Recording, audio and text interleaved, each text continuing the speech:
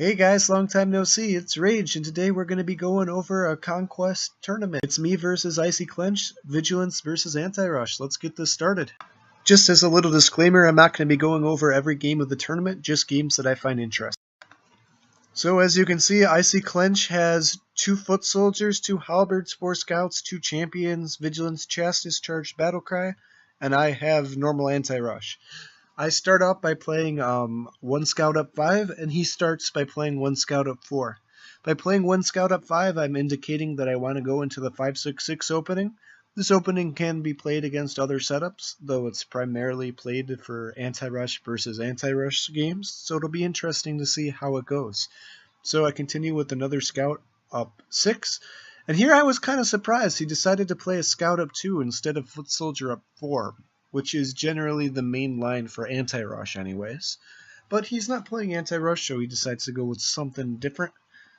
And so I decide to continue with my main line and play my next scout up 6.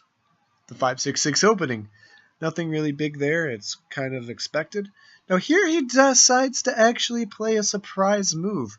And this actually kind of confuses me a little bit. And basically, I was deciding between 2 moves. I was deciding between Scout up 6 and Battle Cry, killing the foot soldier, or playing my scout that was already up 6, up 2 more spaces with Battle Cry, killing the foot soldier, and also attacking the champion.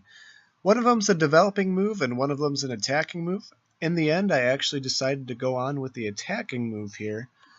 And the reason why is I thought it would give me a little bit of an advantage, and it would force Icy Clench to either Battle Cry or do what he did in the game and capture my scout and Chastise my Battle Cry scout. Now, because he chose to capture and Chastise my piece, as shown in the game, I could develop my scout up 5, recapture, and stoic the scout that was Chastised. Now the attack on his champion is still ongoing, so he's going to have to react to that, and I get a chance to damage his scout wall, as you can see.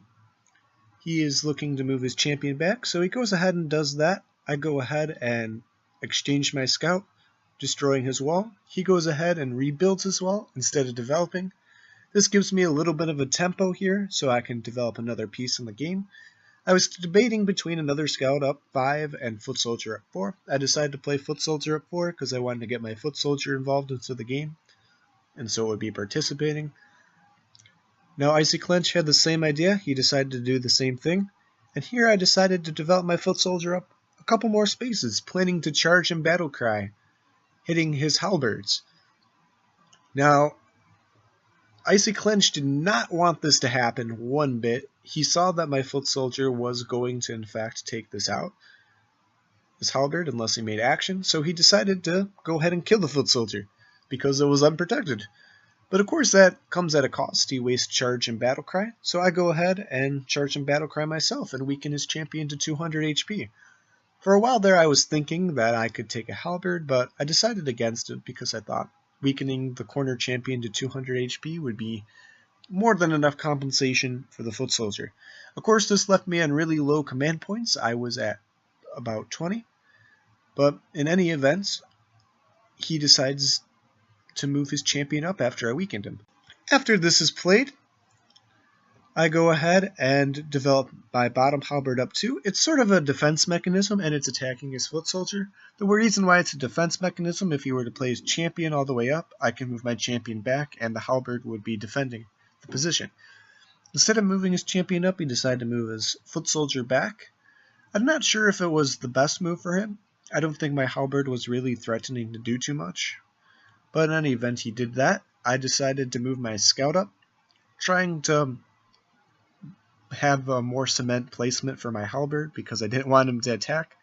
But he decided to attack anyways because I only have 1 scout and he has 2. So if he can exchange the scouts, it'll be advantageous to him. However, I noticed that there was a little gap between our scouts vertically. So I decided to go ahead and play that. Or rather horizontally, so I decided to move my scout up 6 spaces diagonally, so it would be 1 space out of range.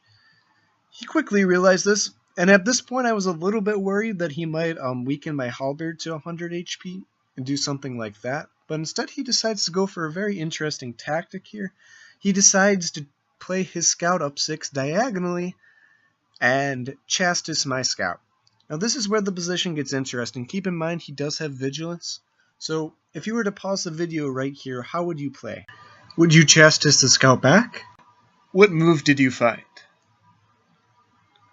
Well, in the game, I decided to play Halberd up 2, attacking the champion.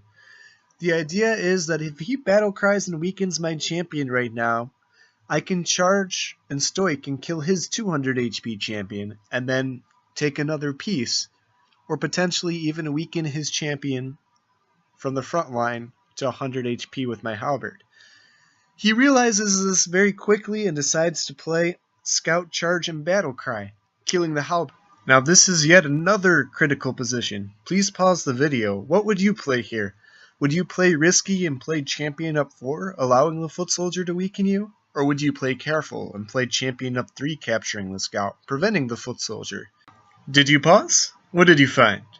Well, in the game, I decided to play champion up 3, capturing the scout, not up 4.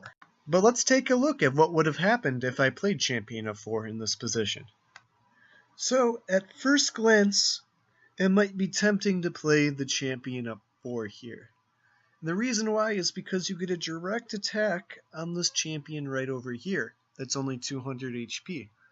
However, that is not the way to go, and I'm about to show you why. So, if you were to play champion up 4 here, in this position, after they just used Charge and Battle Cry to kill that piece, the issue is that after they capture, or after they weaken you with the foot soldier to 400 HP, they can then use Vigilance on their champion right here.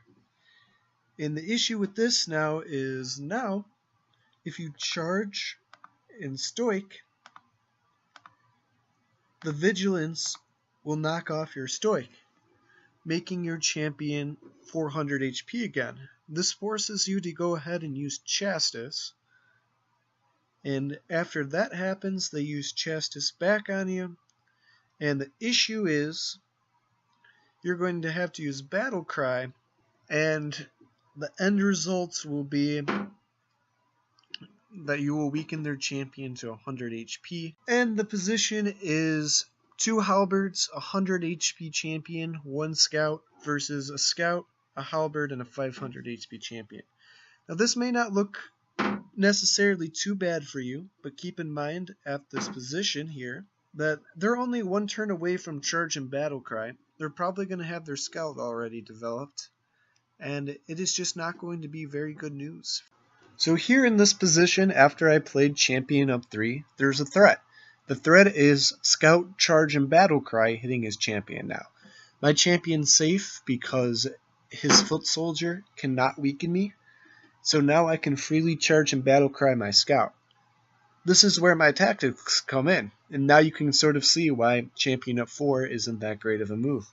Here in this position, he decides to move his corner champion back all the way into the corner and Vigilance his champion, like before, as mentioned. But now I can play champion up 4, because he just used Vigilance, and that will give me an advantage because his commands will be at a cooldown. So as you can see, I'm going to play champion up 4 now.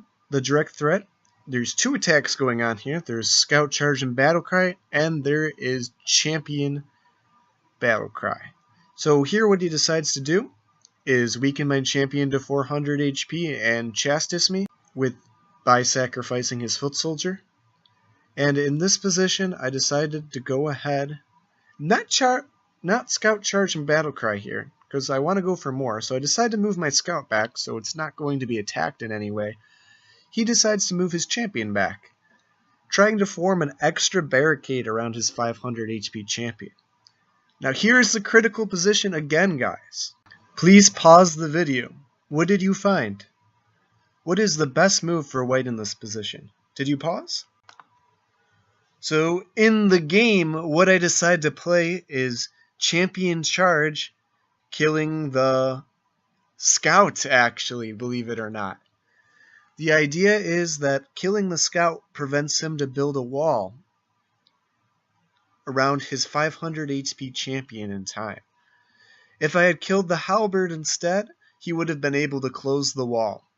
and preserve his 500 HP champion. So in doing so, now I am solidifying my advantage here by being able to kill his 500 HP champion.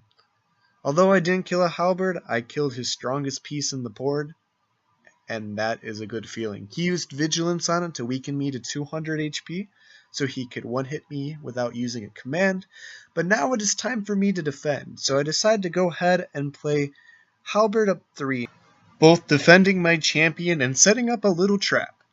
Now, what is a little trap, you might ask? Well, the little trap is actually something that Icy Clench fell for. If he plays his champion up 4, my halberd can then reach him and kill him. In the game, this is actually what Icy Clench decides to play here, and it costs him the game, believe it or not. Now, you might be wondering what would have happened if Icy Clench had actually played champion up 3 instead of champion up 4. This way he would save Chastis and he would have an onwards going attack on me. So, if Icy Clench decided to play champion up 3 instead of 4, being careful about the range of my halberd, this is what would have transpired. So as you can see, his champion is getting closer to me in this position. Now, what I want to do is be careful not to allow him to charge and chastise my halberd. So in this position, I would actually move my halberd back 3 spaces. He would then go ahead and move his champion up 3 spaces again. And now he is threatening charge and battle cry and killing my pieces. Here in this position, I would go ahead and chastise.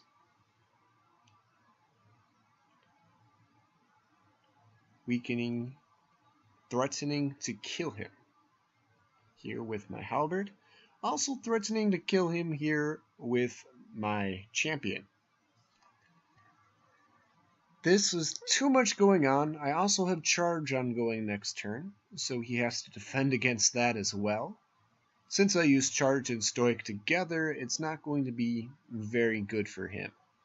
Just to show you as an example, if he just uses Chastis on my halberd, then I will charge and kill him with my champion. If he uses both Vigilance and Chastis, this is what would transpire. I could then charge and use Stoic.